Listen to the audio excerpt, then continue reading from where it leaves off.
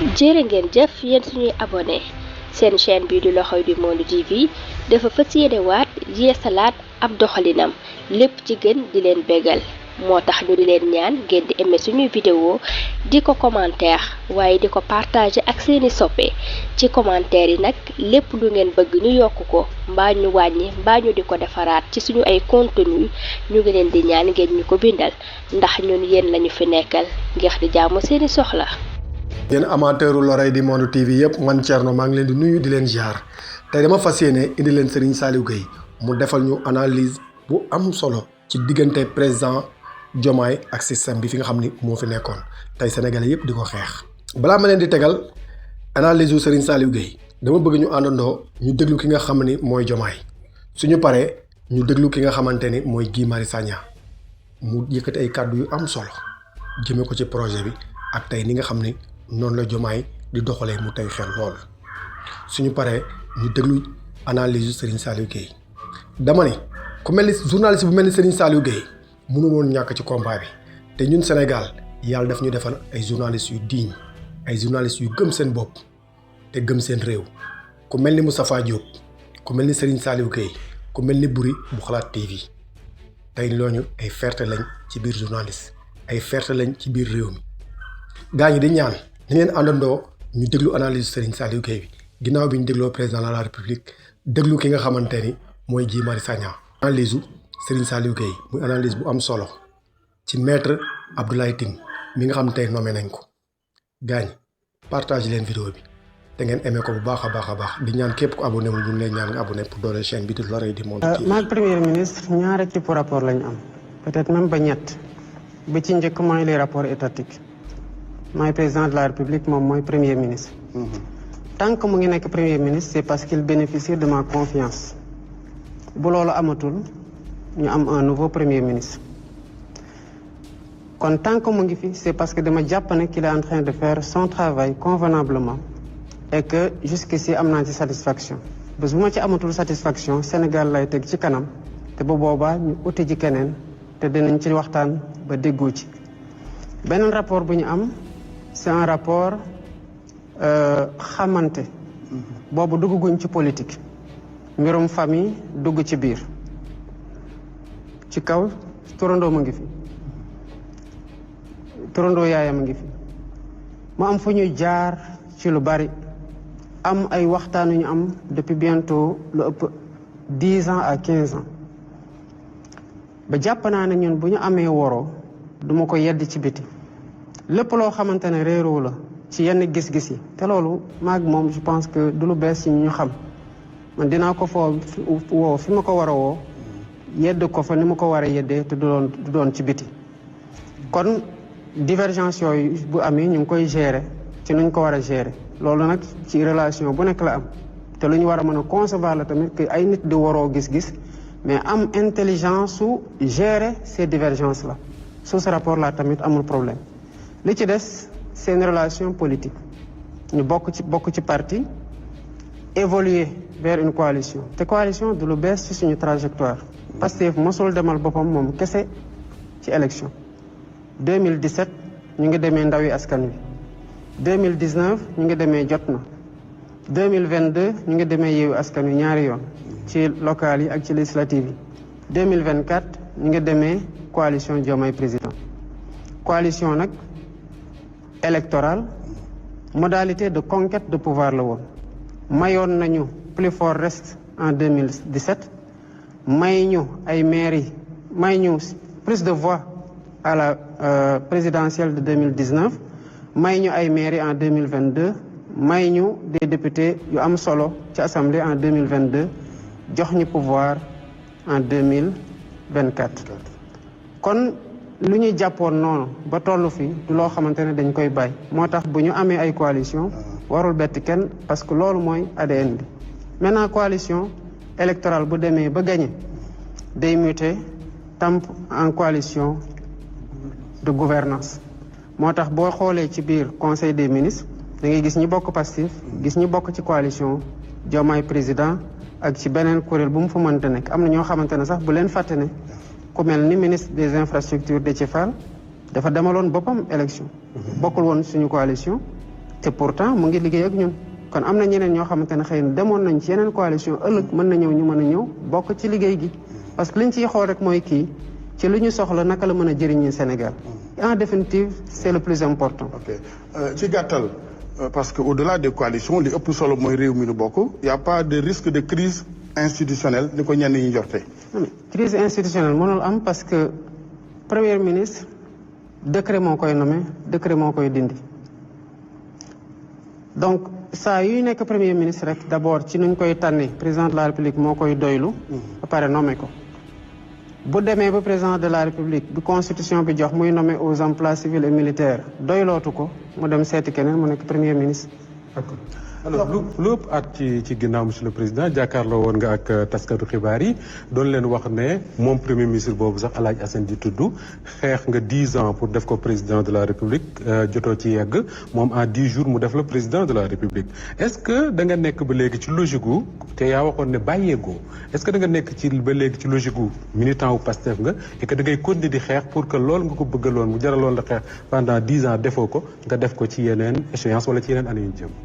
D'abord il faut comprendre que xëy na waxee noonu day réduire mbir mi toujours ci entre man ak moom Pastef c'est une organisation ci 10 ans yooyu ma wax ne maa ngi doon xeex dama jël rek sama cas mais loolu képp koo xamante ne nekk nga membre fondateur Pastef toog Pastef ba fa ñu toll nii xëy na mënoon nga ko wax kon finalement ñu bëri ñoo nekkoon ci loolu. li ñu waxante woon muy projet bi te mu tax suñu martyrs yi dee ñuy sàkkuwaat justice te mu tax lu ëpp 3 militants sympathisants Pastef ñu tëj leen kaso ñu nekk ay détenus politiques. ñu torturer ay nit. président Macky Sall. waaw d'ailleurs sax gars yi waroon nañ ko mën a laaj maanaam ONU xaw ma fan ne ko mais kon yow da ngaa téye woon ay terroristes ba pare nga amnistier leen loolu de musul am amul benn réew ci àddina boo xam ne nit jàpp na terroriste ba pare mu amnistier ko loolu moo lay wax ne loolu moo lay wan ne waxu Macky Sall wax dëgg yàlla du wax bu dëgër parce que gisuma ci àddina bi état buy jàpp ay nit mu jiñ leen terroriste ba pare mu amnistier leen. D'accord. En réalité da doon neexal waxtaan pour justifier répression bi tëj yi dóor yi toroxal yi ak rey yi. D'accord. comme ay terroristes lañu. D'accord. rey leen dagan na. ok ñu ñëwaat comme ay terroristes lañu. torturer leen dagan na. en réalité. loolu mooy expliquer affaire bi léegi nag. nekk benn mooy tax li ñu dénk li ñu waxante woon ak sénégalais yi muy projet bi ni ñuy dabee seen bànneex mu gën a gaaw a amtu féewaloo bi da koy yéexal féewaloo bi baaxu ci ah waaye tamit bu ñu demee ba ay gis-gis yu wute am nit yi jëm nañ ci dox jàmm te xam naa ne sax jeexagul ñu ngi continuer dox jàmm. waaye am na yoo xam ne moom day teexal am na loo xam ne nit yi mënuñu ci ànd am na loo xam ne nit yi mënuñu ci jàpp. comme lan. mbiru justice bi. mais posé na problème duma ci dellu si def nañ ci point maak yow fii ci émission bi. point bu bëri. ok d'accord mbir yi nu mu yéexee d'accord ñëw mais ñun ñëpp ay nitu jàmm lañu. waaye bépp réew boo xam ne dafa amoon jafe-jafe lu ñuy wax mooy justice et paix yoon ak jàmm. en réalité Pape Ngagne jàmm mais turam bu njëkk mooy yoon fu amul yoon jàmm du fa sax turu jàmm bu njëkk du jàmm de mooy yoon. fii Sénégal dañoo tàmm wax waaw réew mi yàlla na am jàmm waaye yàlla na am jàmm mooy affaire bi na ne tekk waaye tekkaaral taxul jàmm am nit yi ñu ngi leen di noot. léegi nag ci dëgg quoi.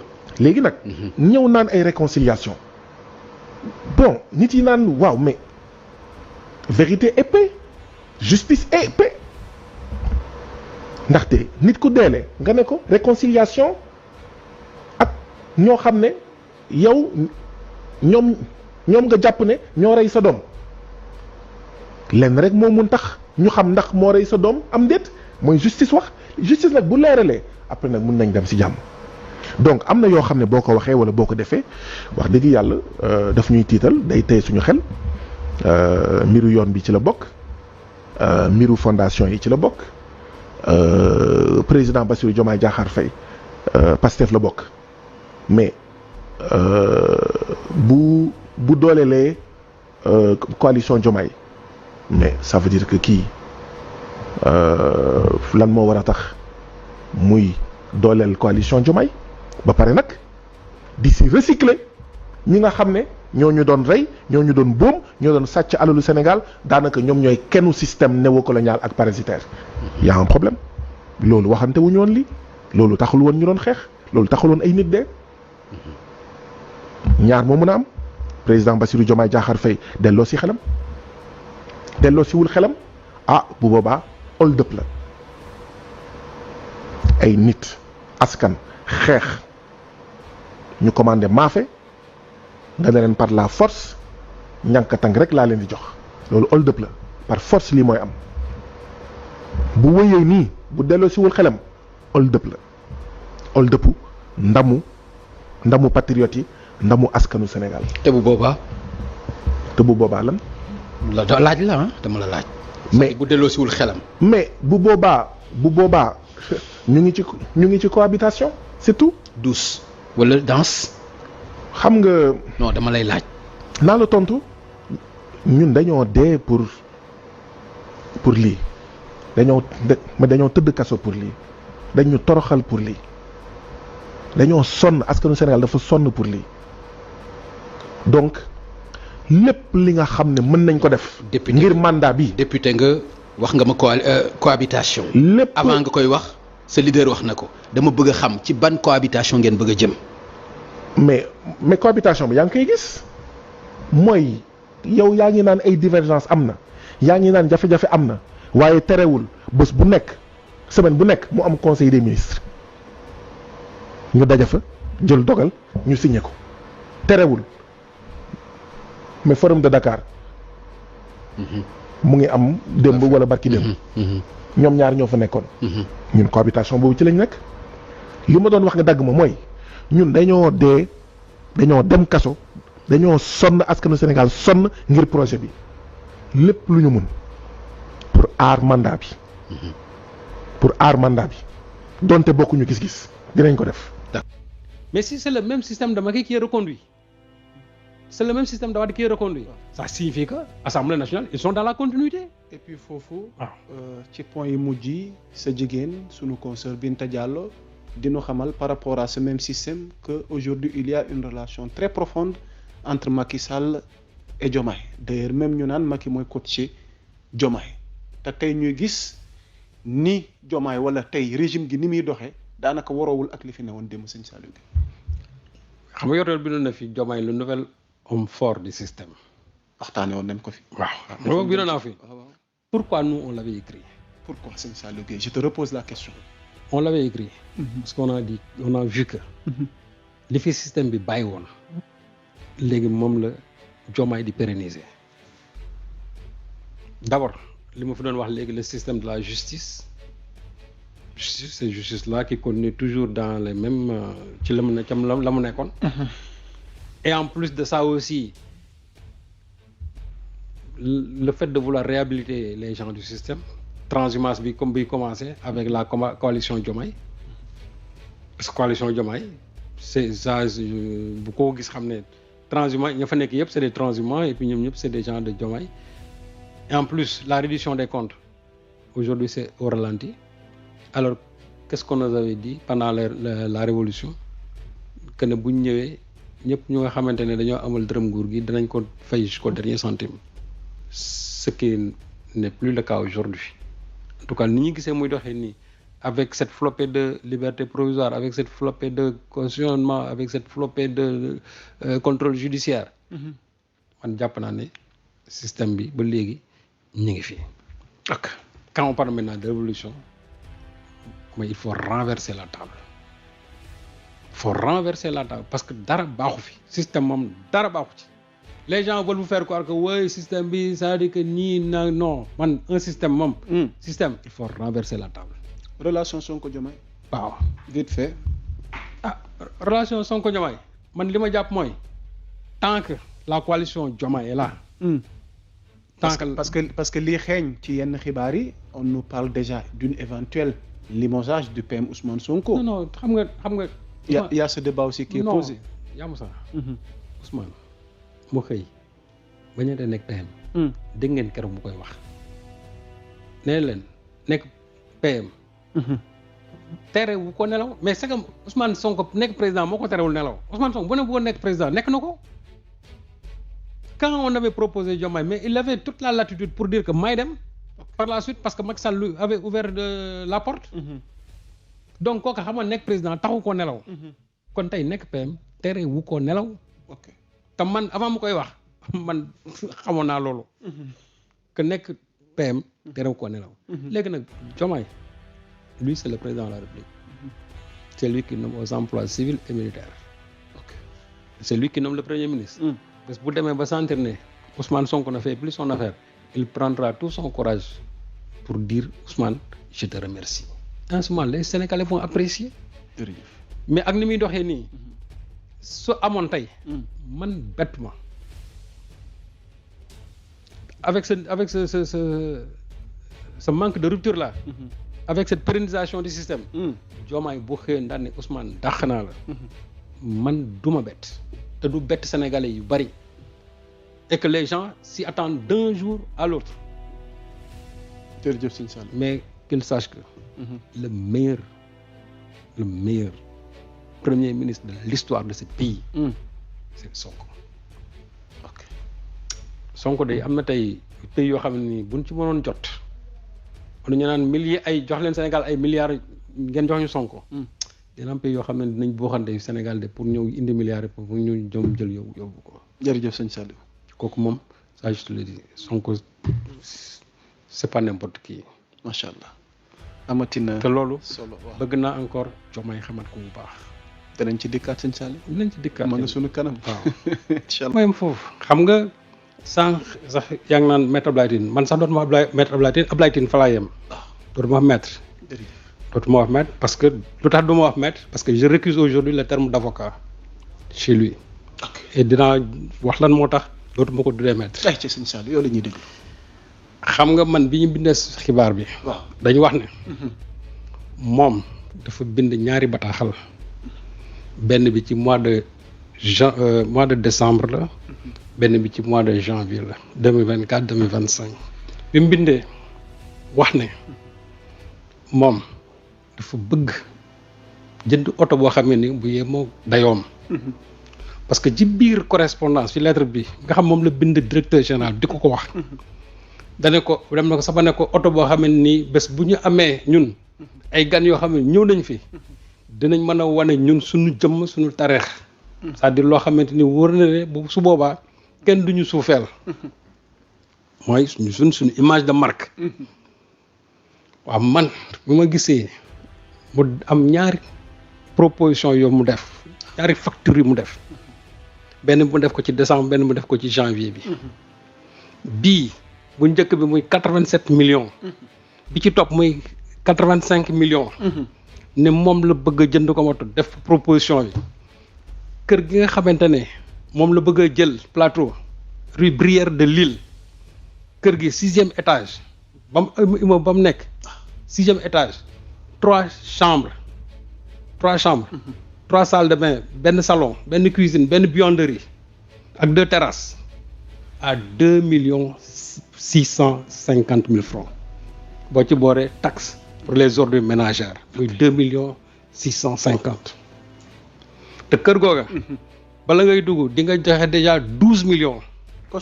caution te kër gi ma yëgal ne kër gi chaque 3 mois nga koy fay doo ko fay par weer c'est-à-dire chaque ñetti weer ngay fay d'avance kër gi loolu moo nekkoon ci proposition kër googu muy kër gu ñuy fay 2,650,000 loolu dama ne loolu lu am la te mënu ko teggi xam nga moom man j'aurais compris mu ne Serigne Saliou dama koy porter plainte diffusion de fausses nouvelles mooy ma wax lu amut ma joxe xibaar bu amut mais waxul diffusion de fausses nouvelles dane dañ yàq daram te moom yàq daram xam mooy la nee na li may wax luxe loolu du luxe dama ko prêter des intentions de luxe moom loolu man li may wax luxe moom loolu luxe parce que ku ko fa jiitu moom yoroon na lu mel noonu waaye mais man ka koo jiitu sama yoon newul ci moom xam nga ñooñu gën nañ leen fi ñooñu xamul tax ñu gën leen fi yaa Moussa parce que privilège yi nga xam moom lañ amoon moom la Sénégalais yi dem ba mënatuñ koo attan ci ñoom ñu balee leen daal di wax ne dañuy samp rupture yow su fekkente ne dañuy wax dañuy yor rupture nga ñëw bëgg privilège yi la fa jiitu woon nga amaat les mêmes privilèges mais la rupture c'est la continuité te loolu bokkul dans l'esprit du projet donc kooku il est dans le système mais ça peut se comprendre parce que Abdoulaye Tine il n'est pas dans le projet Abdoulaye Tine il a adhéré à la à la coalition présidentielle le 13 mars 2024 l'élection yi desee 10 jours moom ci lay door a adhéré kooku xam ne kooku xamul dara ci révolution bi il ne l'a pas vécu moo tax ba mu demee toog Sen TV di wax ne fii gis ma fi révolution effectivement gis fa révolution parce que xamu ko participer wu ci mais ñi nga xamante ne ba Pastef soso ba léegi ñi ngi reyante ba ci période charnière bi nga xamante ne mooy 2021 ba 2024 nga xamante ne ay xeex yu métti nañ fi am boobu moom il était vraiment dans son confort parisien tëdd di seetaan mbir yi kenn mësu koo dégg mu àddu ci kenn mësu koo dégg mu envoyé benn soutien ñoom Ousmane Sonko donc kooku tey bu ñëwee taxaw laaj privilège yooyu moom peut-être jàpp na loolu du confort moom loolu lay wax ne man dama ci yàq daram comprendre leen loolu yéen ñii seetaan moom wedduwul de dane man loolu ma qualifié ne confort la luxe la moom jàpp ne loolu du luxe kon su ma waxee ne luxe la dama ci yàq daram mais li ma wax 87 millions et 85 millions yi ak 2 millions 650 mille yi weddiwu ci dara loolu mënu ko weddi loolu weddiwu ko de léegi nag li muy wax ci droit de réponse bi. waaw droit de réponse bi Serigne Saliou Gueye lu tax. waaw xam nga droit amee exclusivité. waaw xam nga droit de réponse bi. waaw dama xëy le jour 8. jour 8 waaw le 8 bi passé. am ku ma envoyé message ku tudd Aliou Diallo. bi ma envoyé message la wax ma ne ma dama bëgg a envoyé benn droit de réponse pour Maître Tine. Maître Tine naa ba léegi musul yëkkati téléphone am amul courage woo ba wala mu bind ma. donc li muy def yëpp c'est par intermédiation. ok xam nga mënoon naa ko bañ a nangul kooka ma ne ko Tine comme que moom la concerné. na ma ko envoyé directement. xam naa ci sañ-sañ mais comme que nee naa la ki nga xamante ne envoyé. c'est une personne très courtoise. ku am yar ci ni muy waxee bi ma waxee ne daf ma bëgg a envoyé droit de réponse dama ne ko envoyé la loolu mu njëkk nekk sama réponse dama est-ce que mën naa la ko envoyé ma ne ko envoyé la bu envoyé. léegi bi mu ko envoyé ma lire ko mais déjà ça prête à confusion mën naa ne texte hybride la parce que dafa bind mise au point ba pare bind à côté droit de réponse mise au point ak droit de réponse bokkul droit de réponse c'est-à-dire que da nga naan damay rétablir les faits wax liy dëgg wax nga ne 87 millions 2 millions 650 mille Serigne Saliou loolu amut man lii laa laaj wala li ma laaj tollul foofu ki nga wax ne moom laa ko laaj du kooku laa ko laaj donc loolu nga wax amut mais loolu te weddu ko de moom dane man la ma wax dama exagéré en disant que loolu luxe la liiroon naa ko fi waaw gis nga moo ko bind ba pare yónnee ma waaw ba pare yemul ci loolu bu yemoon ci loolu y a pas de problème mu ne comme que nag jàpp na ne loolu man dama ci yàq daram mooy diffamer parce que jàpp na ne yéen diffamer mooy yàq der loolu la de diffamer du fen ak yi comme ñu ko bëri diffamer mooy kuy yàq der comme moom jàpp ne dafa yàq daram dina dem fan yo nekkee ba fa ma xam nekkee benn mu déposer fa plainte contre man mais yaa Moussa loolu boo ko analyser juridiquement du mise au point du droit de réponse c'est une mise au point la parce que il est dans l'offensive après léegi bi ma waxee waa jooju Aliou Diallo ne comme man de wax dëgg yàlla li nga ma envoyé du droit de réponse parce que vous n'avez rien cité de factuel mu ne ma lan mooy factuel ma ne ko li ma wax nga gën nga démonter ko benn par benn ay faits yoo xam day wane ne li ma wax man dara du ci dëgg mais après ma gis loolu ma ne ko non mais de toute façon qu'importe dinaa ko publier lii laa ko wax ma ne ko qu'importe dinaa ko publier parce que waa ji moo tax ak na mu waxee moo tax ma ne ko dem ba mu ne ma je serai heureux de lire ça demain matin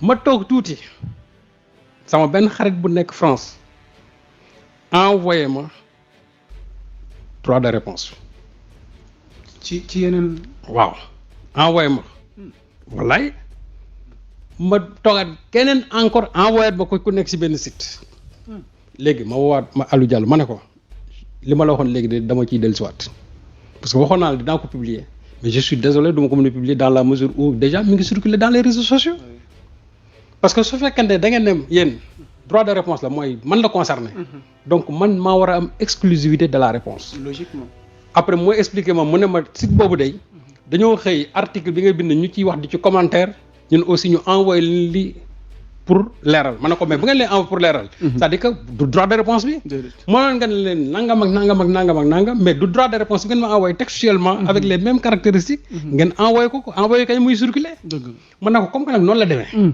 man dootuma ko publier ok moo tax Ablaye Tine bu ne man damaa bañ moo tax même gis nga loolu mu bind sax ci plaintam bi lu ci bëri du dëgg gis nga Ablaye wax dëgg dafa baax après tout maa la mag nga nag mais maa la mag mais wax dëgg dafa baax parce que loolu nga bind daan ne même après poser nga telle question da nga war a leeral askan bi ne yow waxuloo ak man sa benn intermédiaire bu tudd Aliou Diallo man moom laa doon waxal ba tey jii yow waxoo ak man et en plus confusion yi ngay def dafa bëri parce que mënoo ci benn droit de réponse ou bien ci benn plainte nga ne rédacteur en chef bu yor après nga ne directeur de publication bu yor man mënuma nekk directeur de publication en même temps nekk rédacteur en chef donc ça signifie que même yow li ngay bind sax maîtriser woo ko parce que nit boo demee ba ne da nga koy porter plainte da nga war a xam ban titre la am ci journal bi tey nga ne maay rédacteur en chef ci même biir lettre boobu nga ne encore man maay le directeur de publication ça fait pas sérieux te loolu dafay fragiliser même yow sa argumentaire devant les gens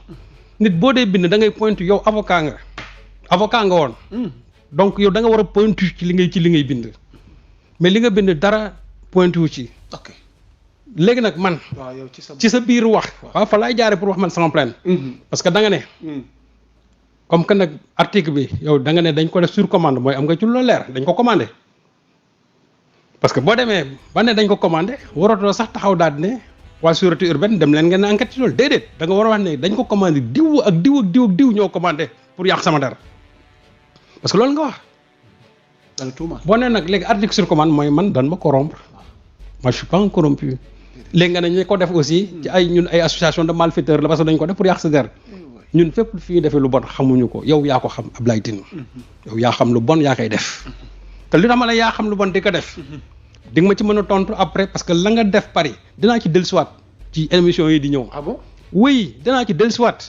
xanaa yemul Paris ci doon avocat rek. non dama ne moom avocat ba mu nekkoon associé am. waaw Stéphane Zerbib dañ ko radié. avocat bi nekkoon associé am. Stéphane ki mu associé leen Stéphane Zerbib. waaw radié nañ ko. ci en 2025 ci barreau de Paris. moom Ablaye Tine. aujourd'hui il est avocat non exerçant j'ai dit au barreau de Paris moo tax ma ne tout à l'heure j'ai dit que dootuma ko wax maître Ablaye Tine laa koy wax te fa laay yem nag pour l'instant